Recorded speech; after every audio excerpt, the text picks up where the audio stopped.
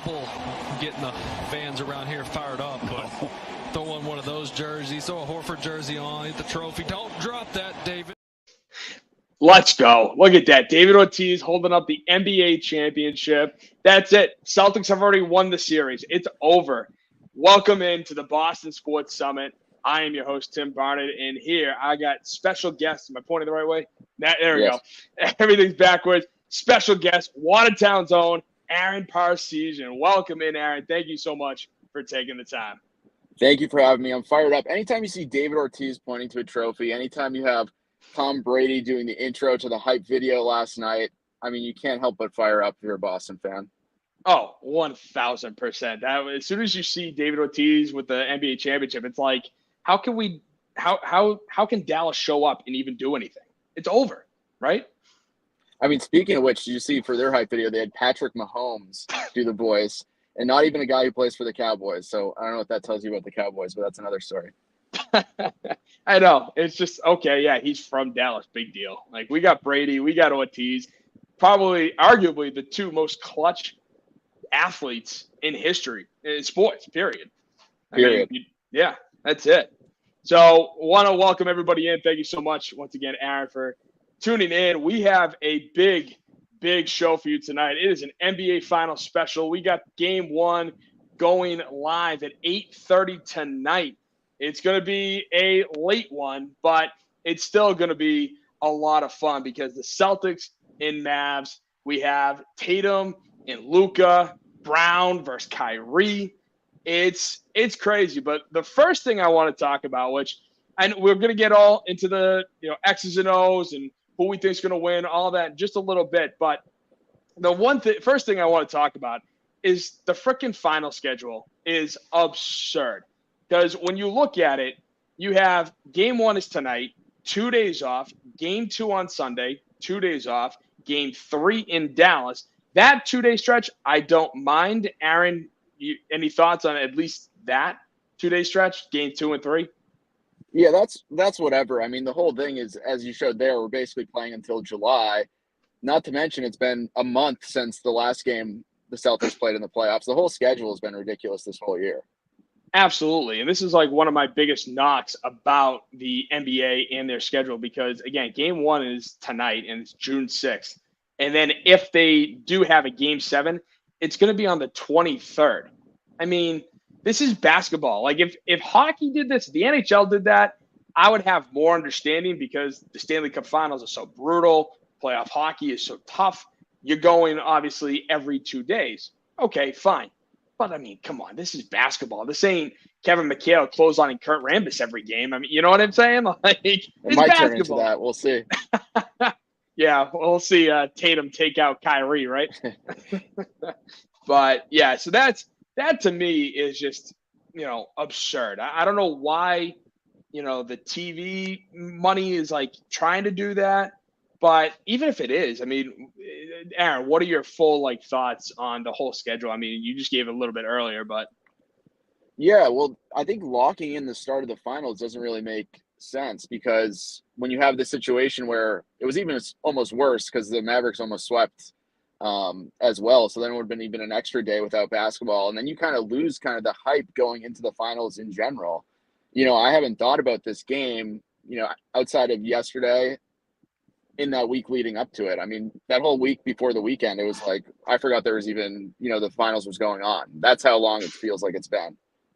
I know. I mean, hence the name of the episode, will the NBA finals ever happen? Like, it's been so long, especially with the Celtics sweeping the Pacers, who honestly, I was surprised. I thought the Pacers were going to put up a, slightly tougher matchup than I thought the Knicks would have. I thought the Knicks would have been the sweep. Yeah, and it was weird because it was a sweep, but it didn't feel like a sweep in any way. I mean, we almost lost, at least 2 of those games, especially that one where Brown, made the incredible shot at the end to just put it into overtime. They were down 10 before that. It didn't feel like a sweep, but it was, and now we're kind of feeling the effects of that, however long ago that was now, 2 weeks. Yeah, exactly. And that was the thing for me. So, one of my biggest issues with this Celtics team, and not only for just this season, But for basically the iteration of this team with Tatum and Brown is that they have never been clutch. And they have never been able to score that bucket in the final 5 minutes, final 30 seconds. I mean, when we go back to that regular season game against Denver, and Tatum had 4+ seconds on the clock, and you could see his head turning, going a mile a minute, hence him releasing the ball with 3 seconds left. Like, you're sitting there going, is this team ever going to be dependable if the game is close, especially come playoff time?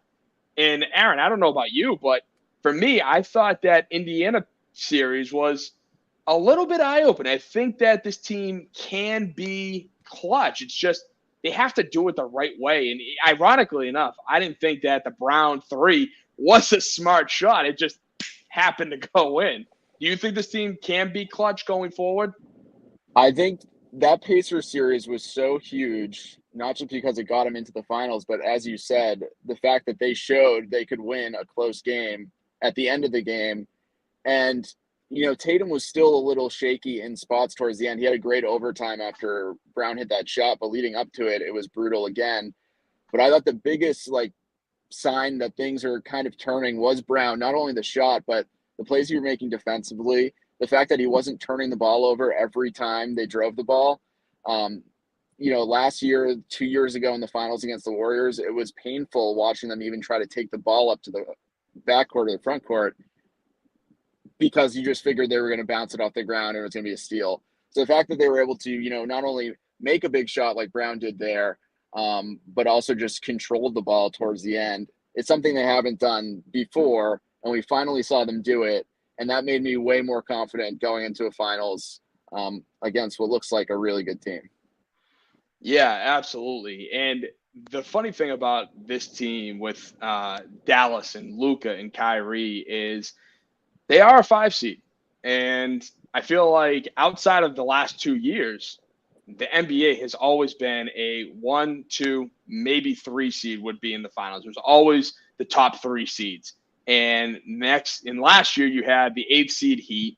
This year you have the 5th seed Mavs. And yeah, they look good. Luka is a very dominant player, and that's, looking at the stats, right, between what's gone on in the playoffs so far, Jaylen and Jayson versus Kyrie and Luka, right? Jaylen and Jayson played 14 games. Their points per game combined, roughly the same. The field goal percentage, it favors, obviously, the Celtics. 3-point percentage, though, favors the Mavs, just between these two guys.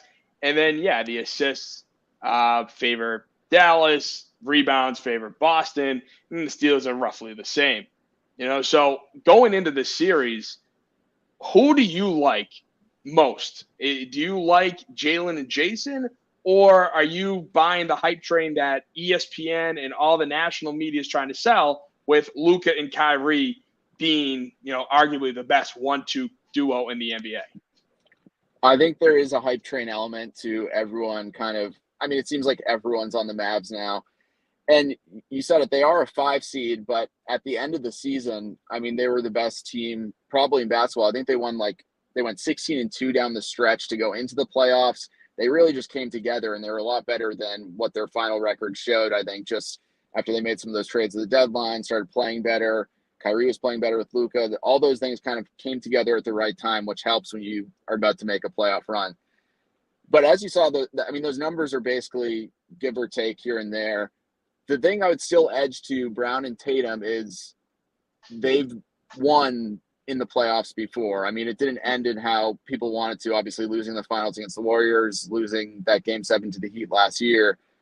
But they've won in the playoffs before. This is the first time we've seen Kyrie and Luka actually, play as a cohesive unit and do it well. So I'm going to give the edge to Jaylen Brown and Jayson Tatum because, they've been in this position.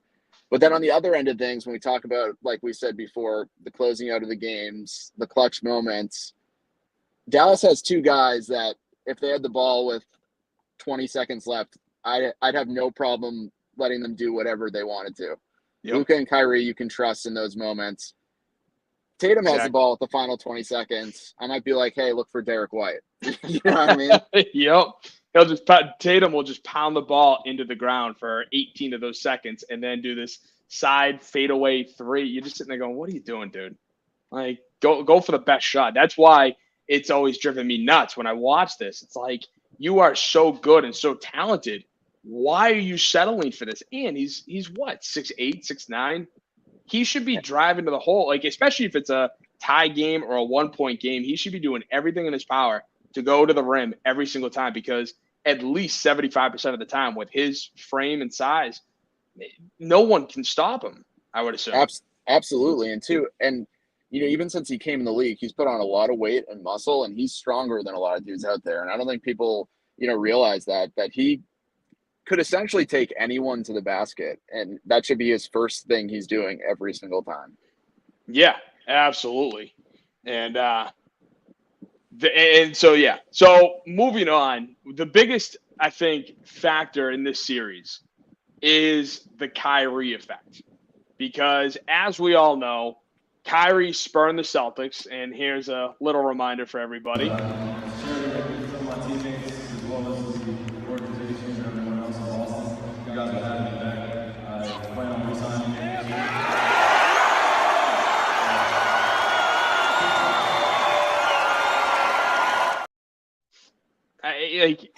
We can never forget that. He played for us. He wanted to come back, or allegedly wanted to come back, and then took the whole year off, basically just phoned it in, was like, screw you, essentially, especially when we played the Bucks in the NBA playoffs that year.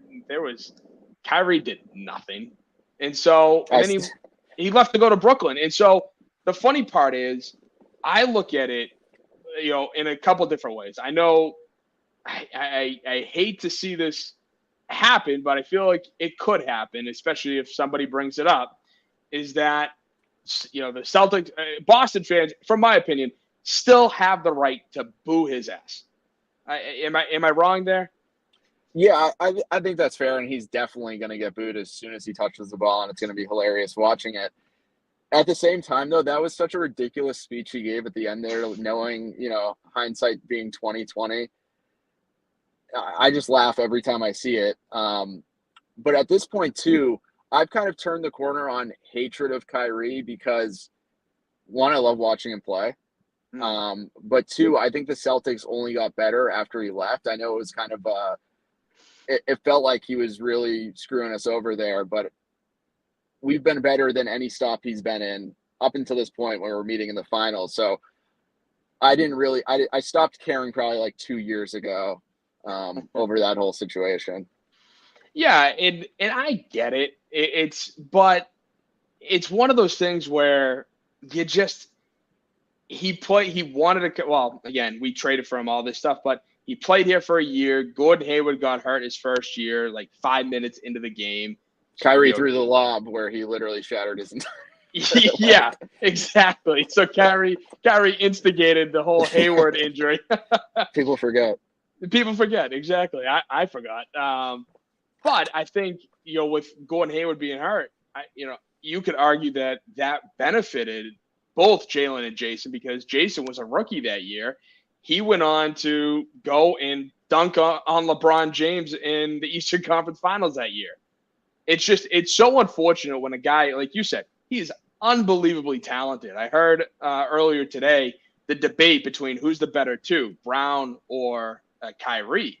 And if we're going just straight offensive, talent, it's Kyrie hands down. But yeah, I mean, Kyrie I don't remember him missing anywhere near the basket. It's insane what he can do. He throws up a left hand, like getting fouled, turning his arm this way, and then it bounces high off the backboard and somehow drops. It makes no sense what he's able to do on the basketball court. Absolutely. And he is so gifted and so talented, but at the same time, yeah, you know what? Okay, the guy was dealing with some mental stuff, but it felt like he was going to be the guy. He was going to be I hate to say it, but the LeBron to Kyrie when LeBron came back to Cleveland. He was going to teach Jaylen and Jayson how to go, how to compete, how to win. And then he's just like, oh, well, screw it. I'm out of here. I don't need this stuff anymore. And with him, especially recently in Dallas, doing the NBA media day yesterday, he's talking a good game. He's talking a good game. Like, okay, yeah, I'm so much better now. My mental state is so much better. Though I look at it like he's only played in Boston, what, like maybe 2 times since. Yeah, something like that. Yeah, so it's like this is going to be a whole different ball game because don't forget, when he was playing for the Nets, he did the whole crying face. He flipped off the fans behind, when he walked off the court. He said, some bad language to a Boston fan. And I'm wondering, do you think, Aaron, that Kyrie still actually has a good head on his shoulders now? Or is he going to turtle? Is he going to be the Kyrie that we all know and love? It's going to be interesting to watch because I think it's that, famous quote where everyone has a plan until they get punched in the face. So I think, he appears to be like a different Kyrie, especially this year compared to what we saw over the last 3 or 4 years. But once you get in that environment, NBA Finals, the fans at the Garden are going to be insane. Mm-hmm. They're going to be booing him every time he touches the ball, at least in the first quarter, I imagine. So we'll see how that starts to, he'll see how he handles that. I mean, the issue, that might fire him up. And some people play better angry. So we'll see how that happens. Yeah, no, I totally understand that. And it's just kind of like you're sitting there going, what Kyrie are we going to get here? And actually, Stephen A. Smith had a few words on Kyrie versus Boston. What do you think the reception should be from Boston tonight? How should they treat Kyrie? I think it should be vicious. I don't have a problem saying that. I mean, vicious, but obviously within reason. Don't do anything physical or stupid or whatever. Yeah. They should boo the hell out of him. They shouldn't like him. They should want to despise him because he was a star. His first season, they averaged 24-5 in the 60 games he played for them. Yeah. His exact quote to them is, "If you guys will have me back, I plan on resigning here next summer," and then infamously departed to go to Brooklyn. Okay. And so that's why, and you know what, even with Stephen A saying it, I'm glad because I'm hoping that, with what happened with Draymond and Durant coming into the TD Garden, bringing up the race card because, everyone says Boston has a racist history, and it does, no two ways about it. But as long as you don't have the outliers who, go that far, can we just boo the guy, say he sucks and do that, and we don't even have to touch it, especially – I feel like if Stephen A. Smith is saying Boston fans deserve to be vicious, do you agree with that? Oh, yeah, I think so. As you said, within reason. I mean, it's the NBA Finals. You have sports fans fired up. That's that's part of the game. And obviously, there's going to be animosity towards Kyrie for everything you just mentioned. So I think it's only fair, and I think Kyrie expects it too. Hopefully, no one crosses the line. But there is reason for people to be fired up and give it to them. Absolutely. And so with tonight being game 1, the Celtics are finally getting Kristaps Porzingis back. He is allegedly 100%. And I say allegedly because let's watch this quick clip on Porzingis discussing his injury. Kristaps, is it a pain threshold thing? Are you running pain-free at this point?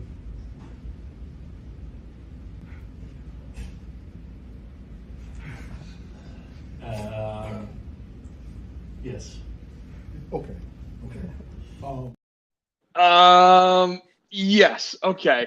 Like, did you not love him staring into the background, pausing for 5 to 8 seconds, just being like, what do I say? Yeah, I don't know where he's going with that. I didn't know if he was trying to do a thing like, I want him to not know I'm 100%. Like, don't want the Mavs to know I'm ready to get after it. But then he did it a little too long where I was like, oh, man, he must not be feeling great. And not for nothing, with how Dallas plays, the Celtics need Kristaps back because, we can't afford to play 7 games. God forbid it goes that far, but we can't afford to play 7 games with Horford and Cornette as our two big guys. They're too old, too slow. It's just not going to work. Cornette can't be anywhere near Daniel Gafford or Derek Lively. There is no situation on the basketball court where he can do anything to stop those guys when Luka does the lob to them every other play. That's the perfect situation. That's exactly why you paid Kristaps Porzingis to come here. That's what he does. We need him just about as bad as anyone else on the Celtics for this series in particular. And so, as you said, with that clip, I don't know how he's going to feel, and I don't even know how much he's going to play. Like, he's going to play tonight. They made that clear, but might be 15 minutes. So that's going to be interesting to watch. Yeah, and it's a little nerve-wracking because, I feel like the Celtics, especially have a history talking about injuries, building up their guys, saying, yep, he's fine. I mean, Garnett is a great example back in 2009. Isaiah Thomas, with his hip, and then getting shipped to, Cleveland. Don't forget that Thomas for Kyrie trade almost fell through because of Thomas's hip injury when Cleveland doctors checked him out. So it's going to be scary. Plus, this is interesting. So, one of the things I've kind of, noticed over the years is there are certain Celtics fans who are just straight homers. Everything is awesome no matter what they do. It's so great to be a Celtics fan. And it is. I mean, look at how well they've been doing over the last decade and a half. But there's always some balance issues here. And, one of the things I mean by everything is so awesome is Scalabrine is buying into the hype. I don't know if you saw this the other night, but Brian Scalabrine, jumps on, I want to say it was NBC Sports Boston early edition or something like that. And he's just like, there is no way that Porzingis is feeling pain if he's saying he's all set to play. Like, come on, Brian, Scal. You played the game. You know what it is. Come on. Yeah, exactly. And I think like what you mentioned earlier, Aaron, with, is this a ploy to throw Dallas off, for them to be like, well, maybe he's thinking that Dallas is thinking like us. Well, maybe he's, not 100%. Maybe he will play 15, no more than 20 minutes.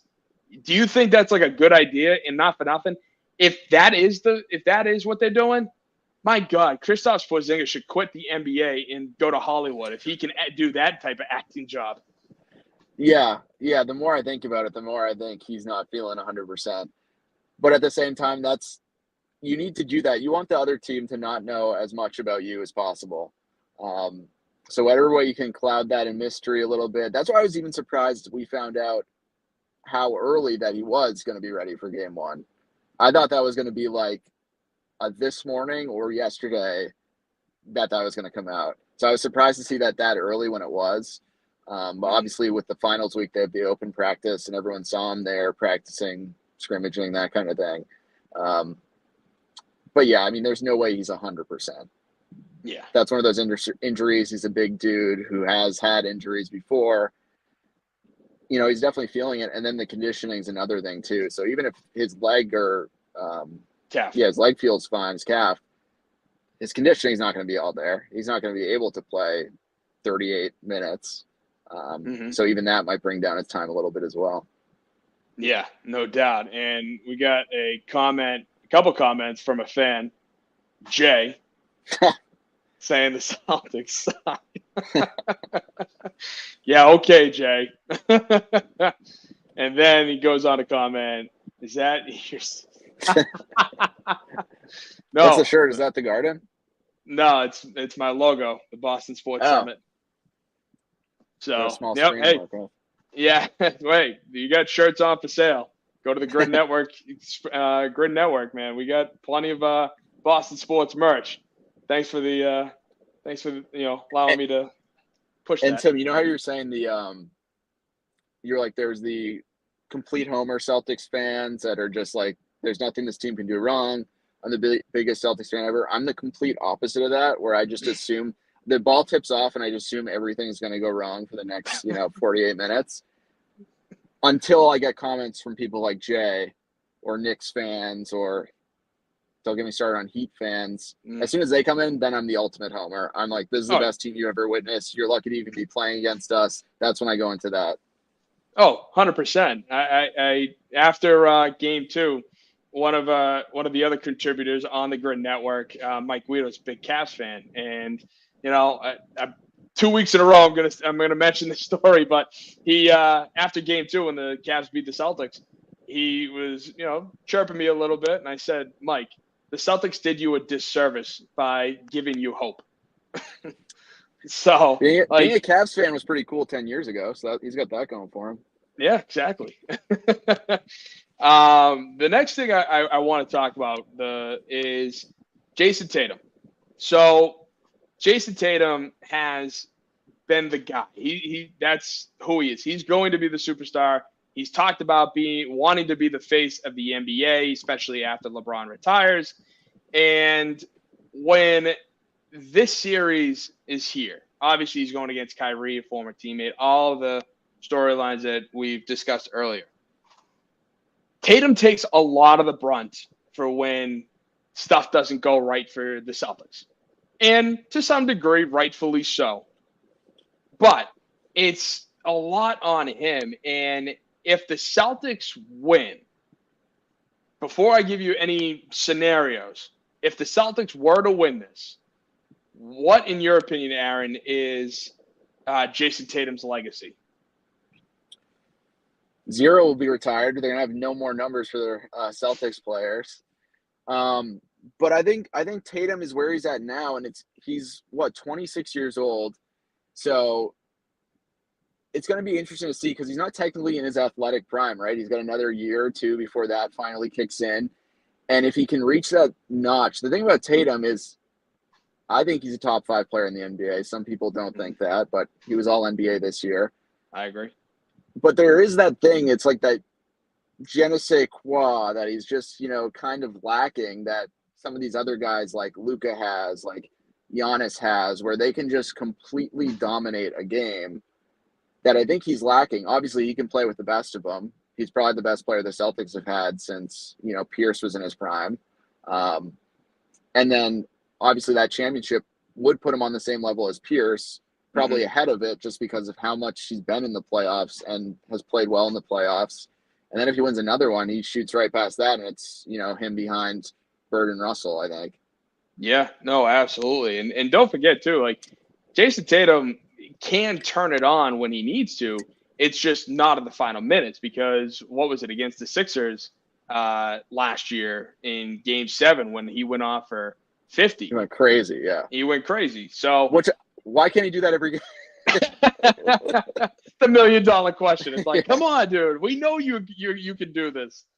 Yeah, and that's where I agree. You're sitting there going like, what is going on? Why can he be locked in for an entire game when the Celtics are running away versus only being able to, or not being able to lock it in for the final 5 minutes of a tight ball game? That's where, where I'm just sitting here going, what needs to change? And you're talking about that je ne sais quoi.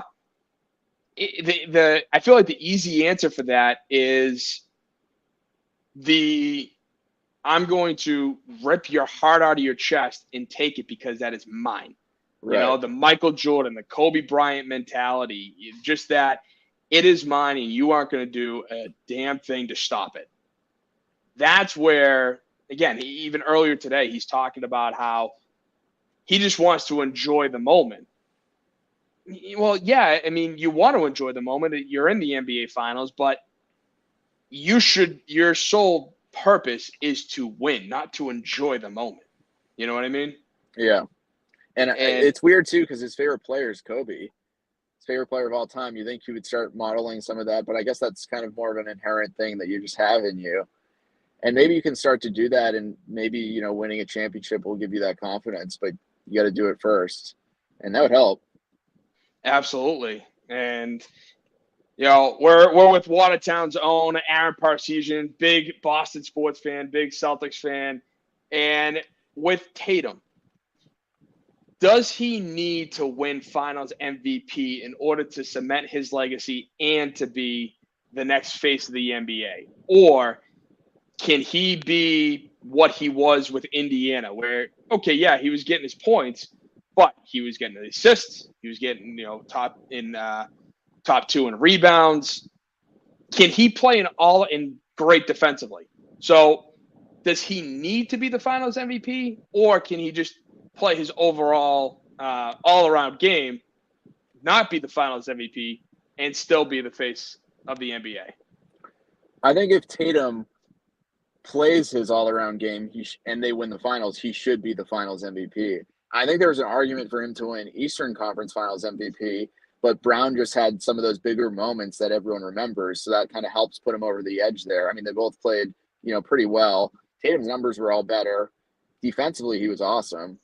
And I think there's an argument where he could have won that as well. I think it will definitely help his legacy moving forward, and having that on your resume is huge. But even Curry, when the Warriors won in 2015, somehow Iguodala got the Finals MVP because I guess he was guarding LeBron, who still averaged like 38 points. So obviously a tough task there, but that didn't really, do anything to dampen Steph Curry's legacy. I mean, some people were saying, well, he couldn't do it without KD. He didn't even win Finals MVP ever, and then he won it obviously against the Celtics. But I think it helps in that argument. The tough thing is there's just so many good guys in the NBA right now. Luka is, on another level. Jokic, he's not as exciting as a player, but he's clearly as dominant as anyone. Then there's Giannis, who has the charisma, the, dominant factor. And then you have people like Shea on OKC, who's one of the best players I've seen in a while. He's cool. Thunder, fun young team. So there's a lot of people he's competing for that spot. So I don't know if he'll ever reach that kind of, regular season MVP. Mm-hmm. But this Finals would definitely help him on his way there. Yeah, no, absolutely. And that's, I think, too, at the end of the day, and we'll get to the X factors in just a minute, but I think at the end of the day, the way the Celtics are going to win this series is if Tatum is able to play his all-around game. He doesn't need to be Mr. ISO ball. It's my ball. I'm going to hold it for 18 seconds and then put up a shot. I think the Celtics, the way they win is play a team game, and Tatum will definitely be a part of that. So the next thing I want to bring up is the X factors and the keys to the series. So first, let's start with the X factors. I mentioned on the Grid Network show, the 8 o'clock spot last week, that my X factor in this series is Derek White. I think Derek White is and has been probably the smartest player in the NBA, especially on this team. The way he sees the game, he understands what's going on. I always go back to Game 6 against Miami last year, where everybody in the world knew that Marcus Smart was going to throw up an awful shot. And where was White? Right underneath the basket, all by himself. Tip, and after inbounding the ball to Smart, he ran all the way underneath the basket. No one, I don't think there's a player in today's NBA that would have done the exact same thing. So to me, I think Derek White is the X factor. Aaron, who do you have for the X factor? I like the pick with Derek White because, as you said, that dude just doesn't make mistakes. It's amazing what he can do. And when I said I have a 48-minute panic attack every Celtics game, the times where I can take a breath is when Derek White has the ball. And even, in clutch situations, time winding down, he somehow always, it feels like, makes the shot or makes the important play. And he just doesn't make mistakes. Obviously huge defensively as well. I think the X factor, though, is going to be Drew Holiday. Drew Holiday has got a tough assignment because he's probably going to be on Kyrie, I imagine, most of the game. So Luka, you can have Brown on him. He's a little bigger. You can kind of switch things up with that, have Tatum on him too. Luka's going to get 30 points, 10 assists, 10 rebounds every game, no matter what you throw at him, no matter what happens. But if you can hold Kyrie to even just, a less than ideal shooting night for him, and if Drew can put the clamps on him, which he can do to pretty much everyone, he's one of the best defenders still in the NBA. Take him over Rudy Gobert any single day of the week, especially if you're, have a Luka pulling up on a 3 on you. I'd rather have Drew Holiday in that position. So I think he's going to be so huge, especially when you can try to just slow down Kyrie in any way. And then even on the offensive end, I mean, we have so many guys on offense. We don't really even need him to score. But if Kyrie's on him on the other side of things, that's a matchup he can take advantage of. He's bigger. Kyrie's not the greatest defensively. So he can be a factor both on offense and defense. But defense, I think he's going to be huge for us. Yeah, absolutely. And coming up with that massive steal to end game 3 was next level. Right out of the cookie jar. Is amazing. Like how, and the fact that Pacers head coach Rick Carlisle, was like screaming for a foul. It's like, dude, not a chance. You were playing for the '86 Celtics. Like, come on, you know better. Yeah. But I will say too, like going back to earlier what we talked about with the hype train with Luka and Kyrie, I think one of the things that constantly gets overlooked is Luka's not a great defender. So again, I have no problem with putting Brown or switching off with Jaylen and Jayson, and just because Luka's not going to be the guy. Whereas that's the thing that I love about Jayson is he is an excellent defender. He wants to be, digging his heels in, and you're not getting by me type of mentality. Even though his words might not say it, some of his actions, I think, do. And talking about, Luka and his defensive versus offensive skills, that's part of, in my opinion, the keys to the series. I got a couple of keys to the series. One of which is go attack the Mavs like Belichick attacked the Bills. You know what? Let Luka get his because he's going to. In the 2 games that we played Dallas this year, Luka got 33 when in Dallas and 37 in Boston. Kyrie, meanwhile, went 9 of 23 and 19 points in Boston and 9 of 20 with 23 points in Dallas. The rest of the team, meanwhile, only 1 Dallas player scored double digits when in Dallas, and 3 scored mid to low double digits when they played in Boston. So it's like, you know what? We're still going to play tough on Luka. I don't want him going off for like 60, 70 points. But let Luka get his. And as long as we can play lockdown on Kyrie, where actually I would think Jaylen is going to switch off a handful of times with Drew on Kyrie. I think Jaylen is a little bit bigger, and I think he's obviously a very good defender. But the rest of the guys, I don't see how letting Luka get his is going to hinder the Celtics in this series. Do you agree? Yeah, I think that's what you got to do because Luka's going to score. He's going to facilitate. They have those like pick and pops where he just immediately gets free and then throws that little lob to Lively or Gafford. So they're going to have that working the entire time. So, Kyrie's the real matchup too. And then they have the guy like PJ Washington who's just going to be sitting corner 3 the entire time. So if we can close out on that, which I think we have a lot of guys who can handle that. Drew can switch and handle that. Porzingis, Horford's moving a little slowly, and we'll probably need him in the paint more, but he can still get out there. So those guys on Dallas is probably the X factor for them too. When you have PJ Washington, he's going to need to hit shots, and then you have Derrick Jones Jr., who's going to have to put the clamps on either Tatum or Brown, which I don't know if he can do. I don't know if anyone can stop Jaylen Brown when he has a full head of steam. So that's going to be a tough matchup for them because Luka certainly can't.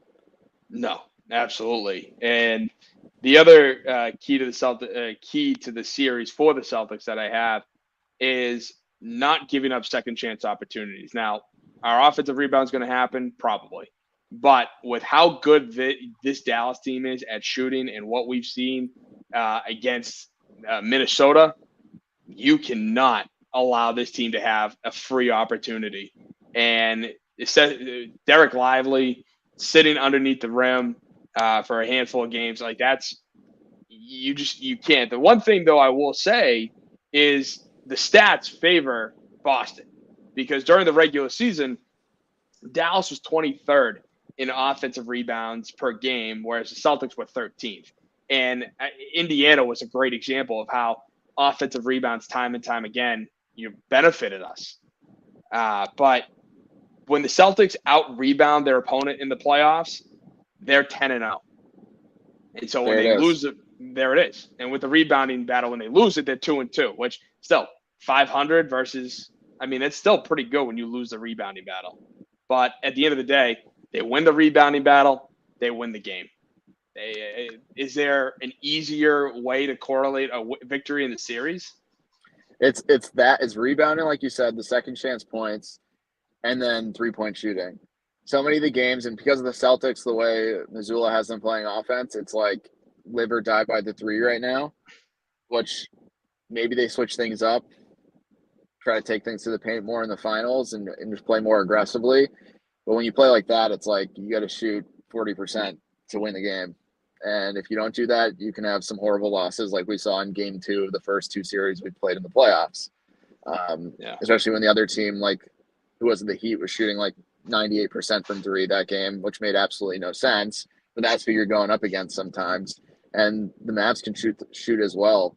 And they have those big guys down there. And that we talked about Porzingis, but that's why he's so huge. Horford's so huge.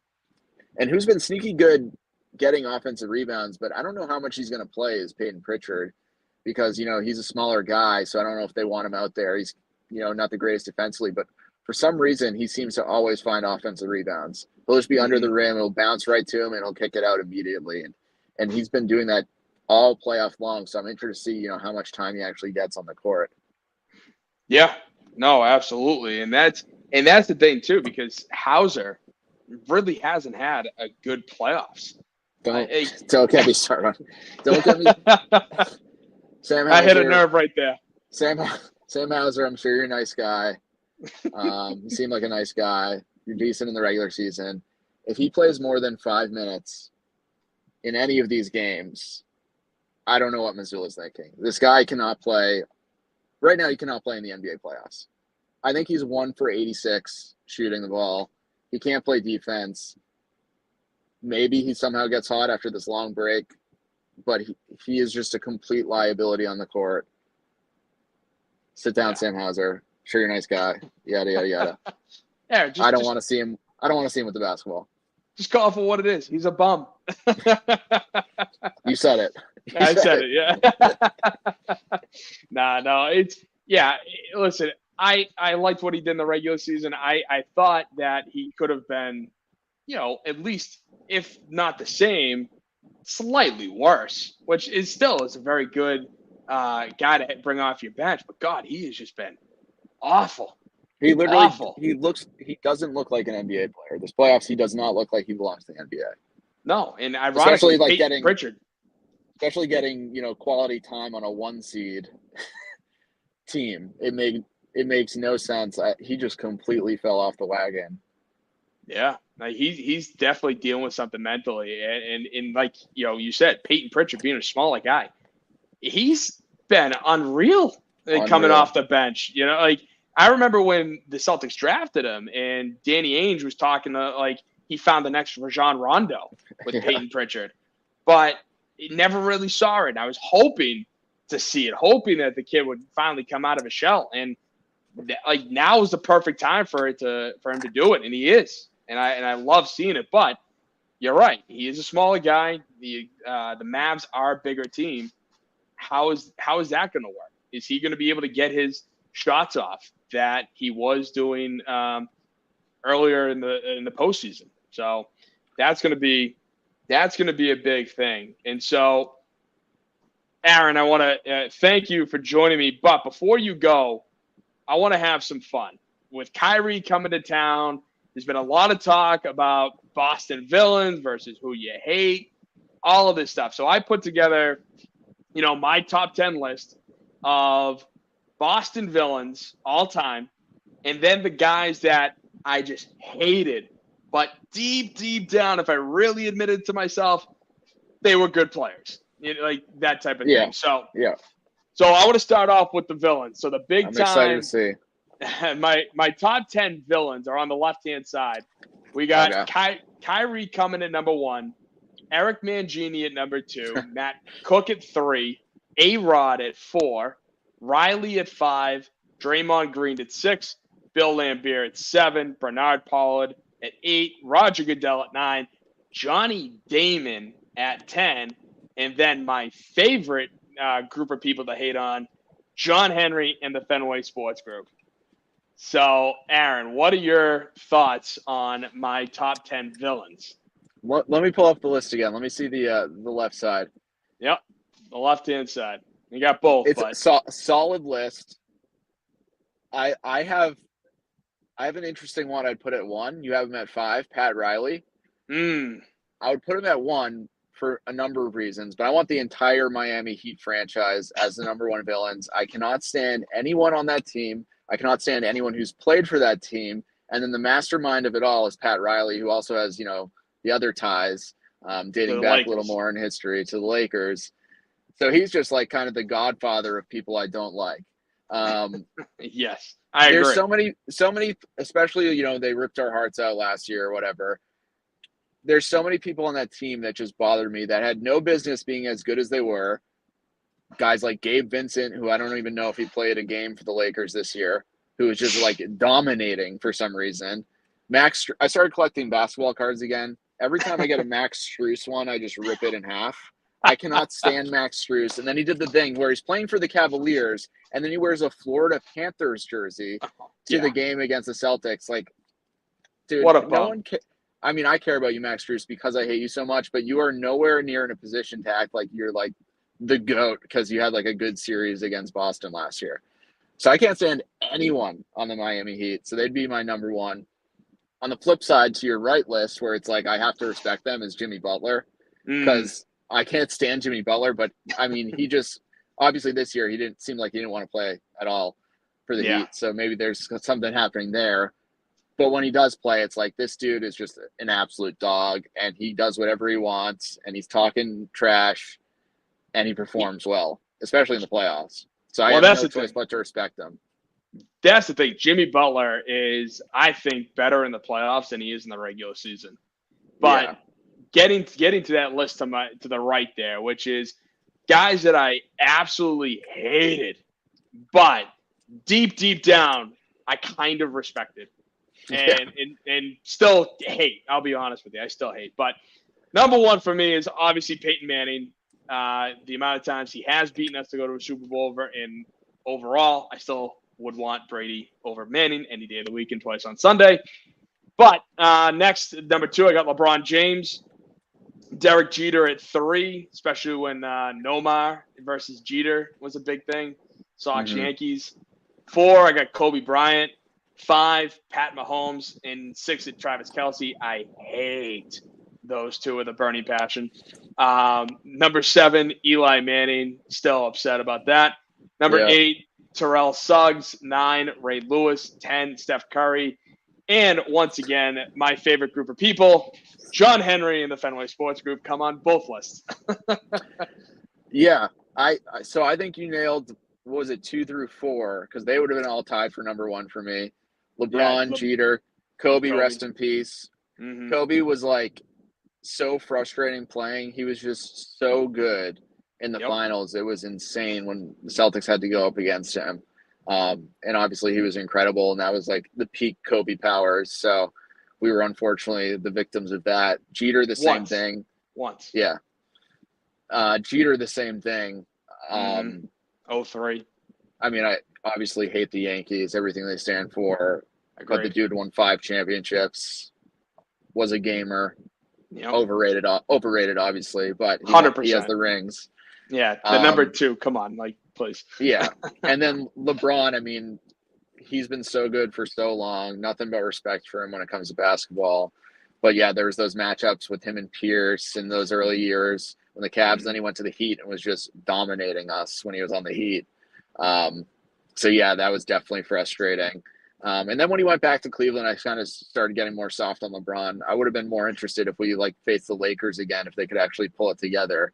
That would have been awesome to bring back that rivalry if they ever met in the finals. Maybe next year. Who knows? But I think you were there. John Henley, Fenway Sports Group.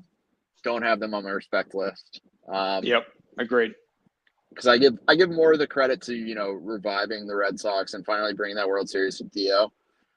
So yeah, I guess you could argue they hired him, but at the end of the day, after what they've done the past few years, they belong on the left, maybe higher. Yeah, I agree. Well, at least with John Henry, I've said it over and over again. Like ever since they refused to, I think this all started basically with John Lester back in 2012, 2013.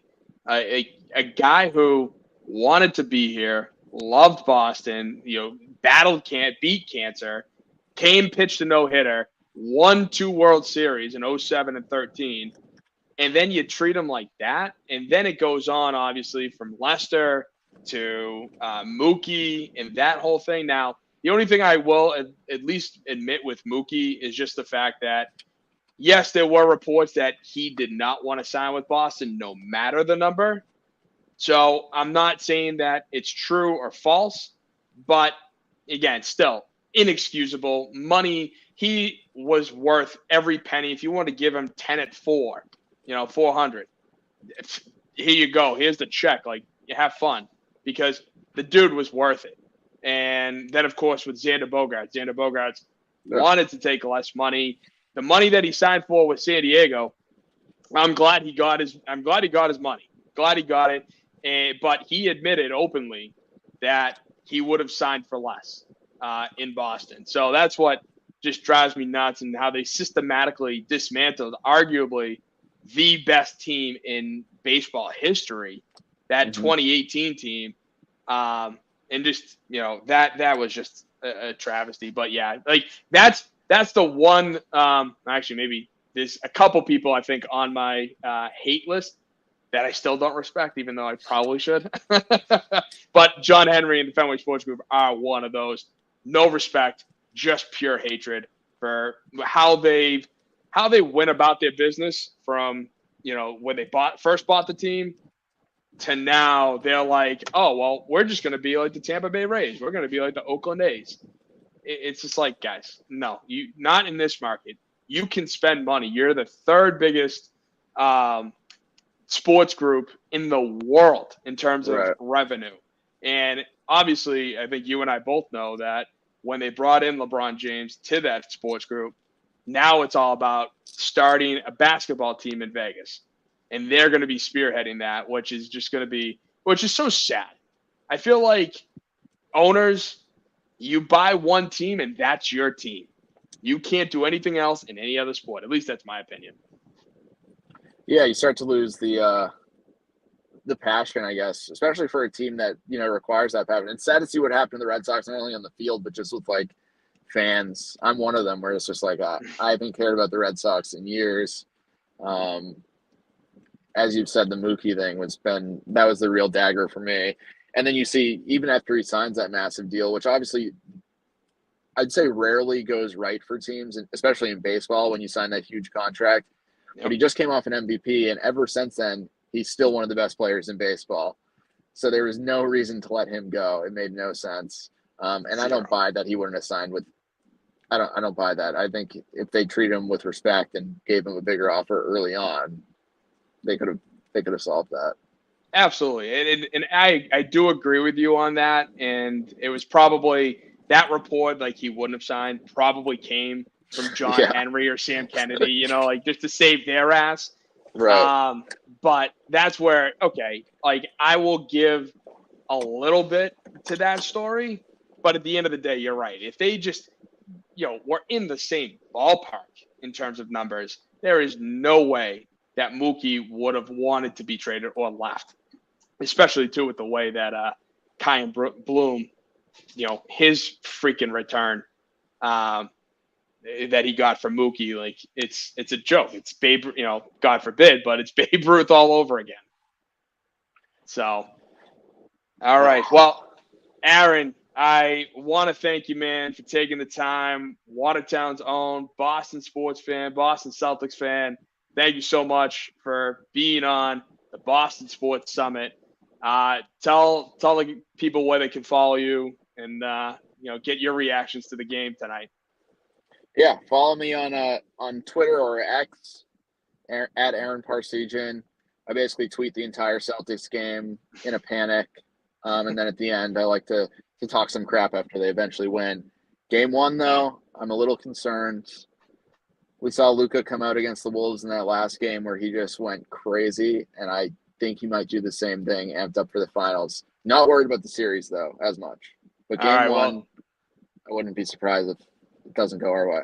So then tell me, Aaron, final thing, what are your thoughts for this series? I think the Mavs win tonight, unfortunately. Then I think the Celtics rip off like 3 straight. Then I think the Mavs take another, and I think the Celtics close it out in 6. Okay, so the Celtics remain undefeated on the road? I think so. All right, I like that. Well, Aaron, once again, thank you so much, and we'll do this again soon, all right? Sounds good. Thanks, Tim. Go C's.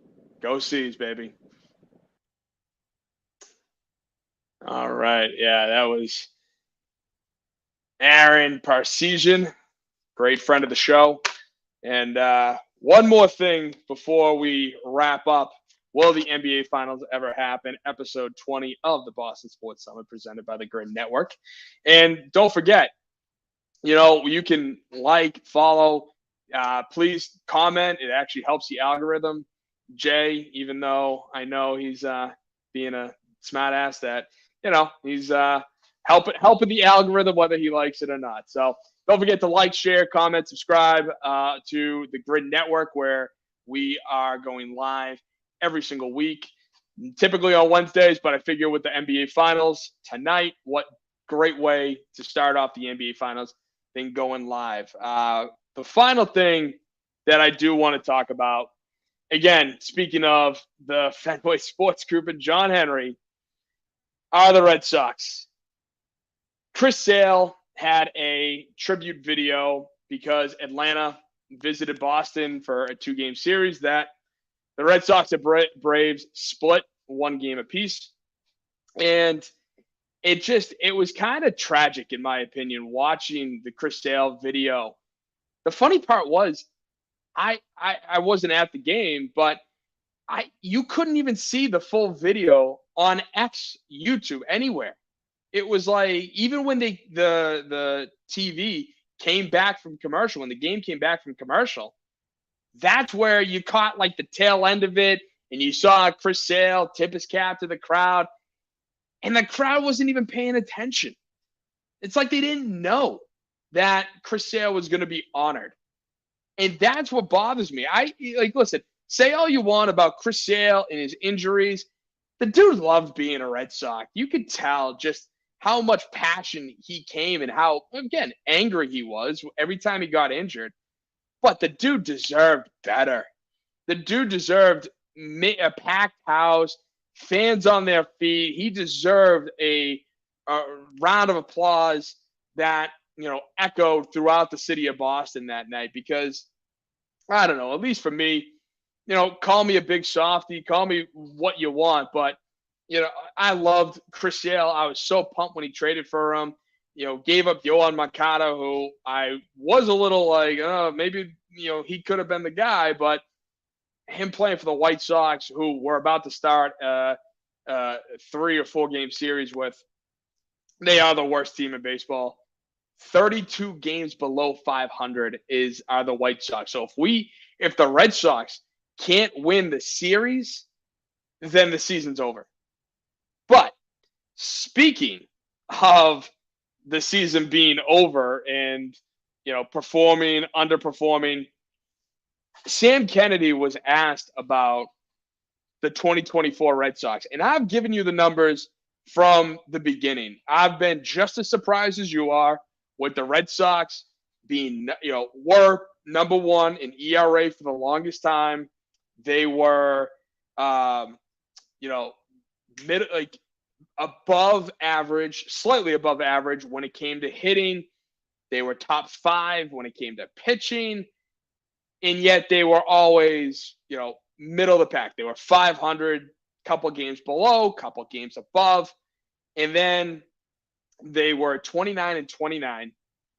And Sam Kennedy goes on to discuss what his view of the 2024 Red Sox was, and the line of the year, 2024 Red Sox have underperformed, which I was at a complete loss for words. I've been, as you know, bashing that group left and right. Aaron and I just talked about it. All the ways they have failed as an Boston sports ownership group, just to put this collection of players together.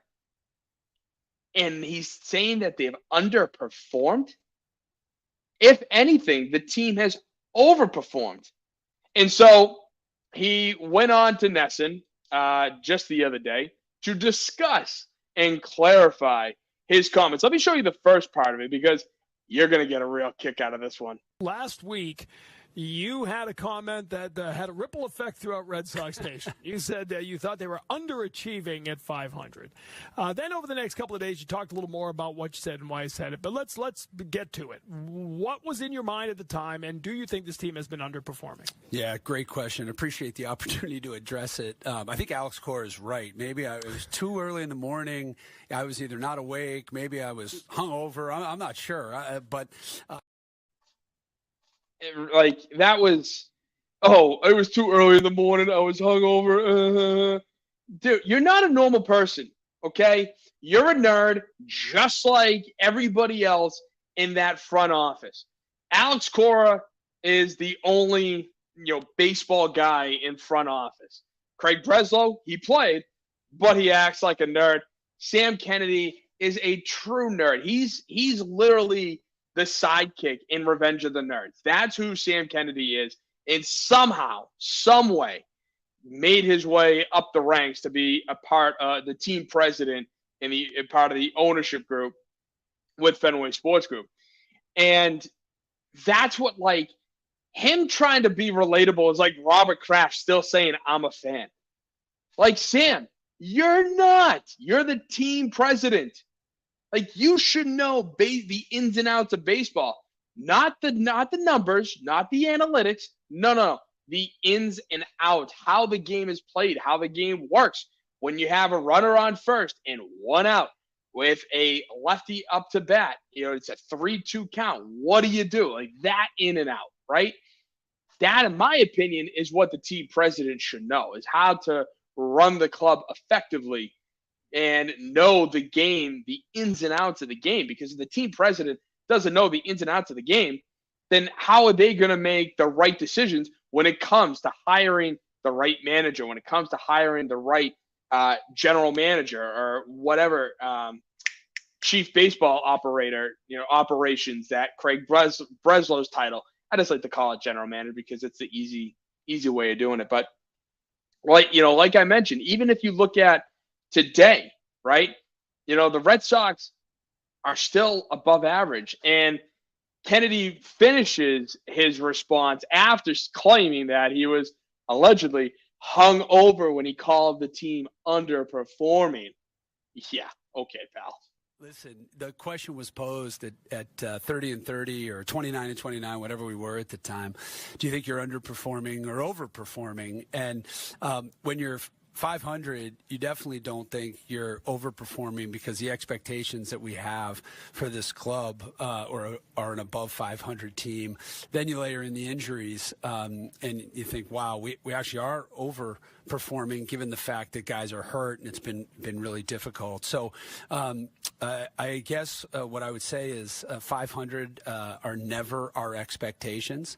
And I was quick to point out after those comments that the staff, Alex Cora and Andrew Bailey and Tech and Ramon and everyone, has just done an unbelievable job given the blows that we've taken to this roster. So in no way was I indicting anyone in uniform staff or our players. I was just trying to point out that we have higher expectations than 500 for our club and the Boston Red Sox. We always do. So when you're asked, are you overperforming or underperforming?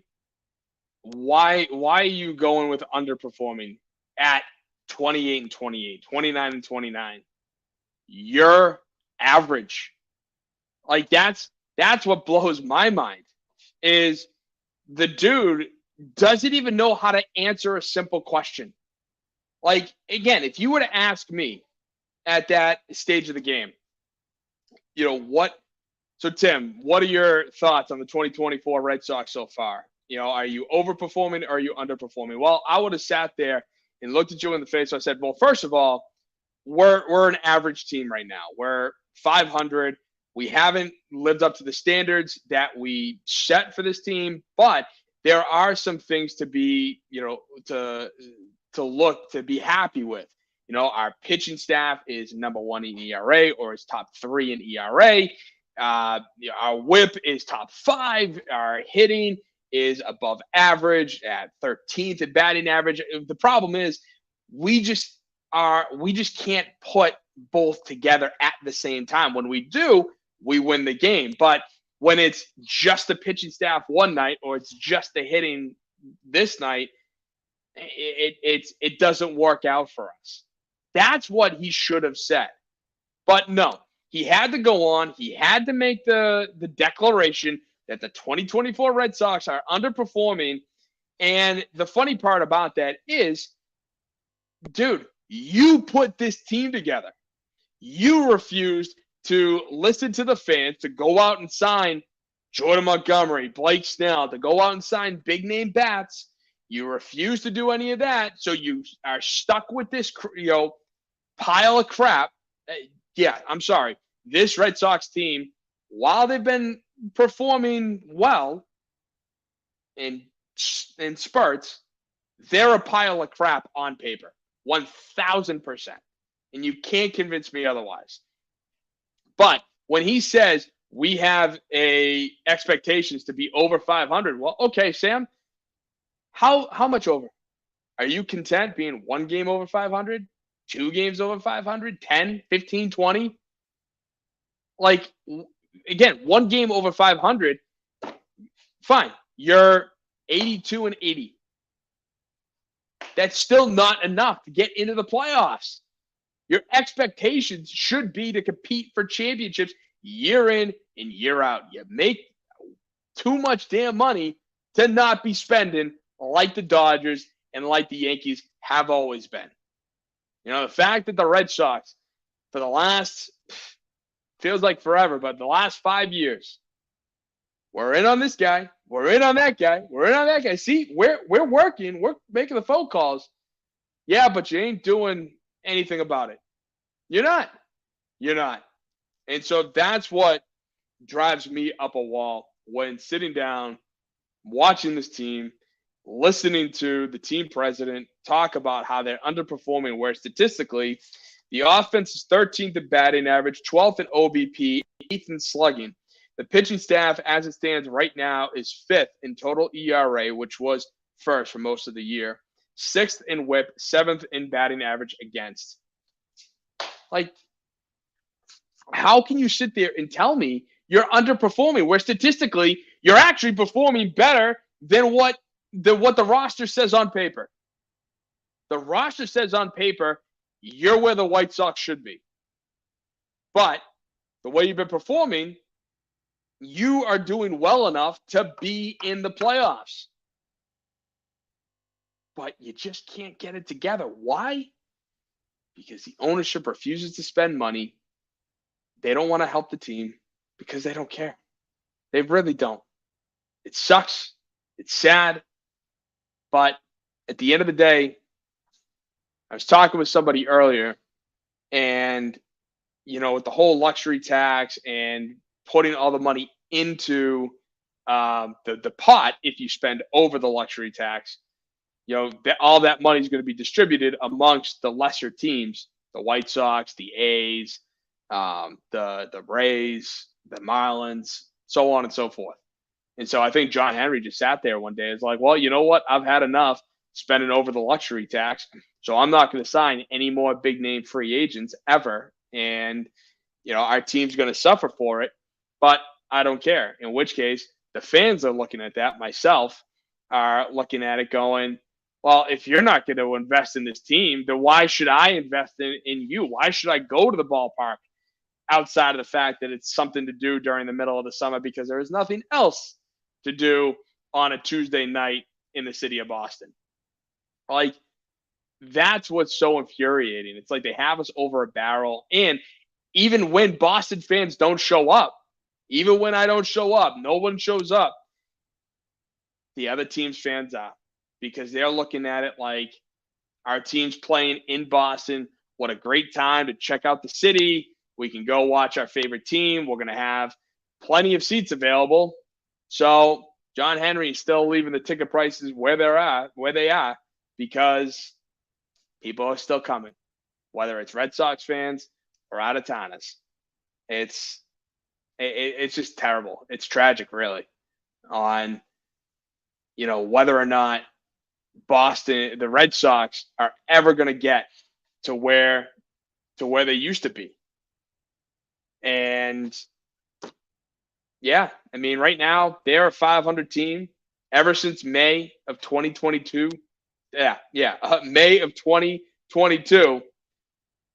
This team is 500 at Fenway since 2019. Obviously, the year after the Sox won the World Series. The Red Sox record is 193 and 193. We're an average team. We're not underperforming. We're not overperforming. The Red Sox are average.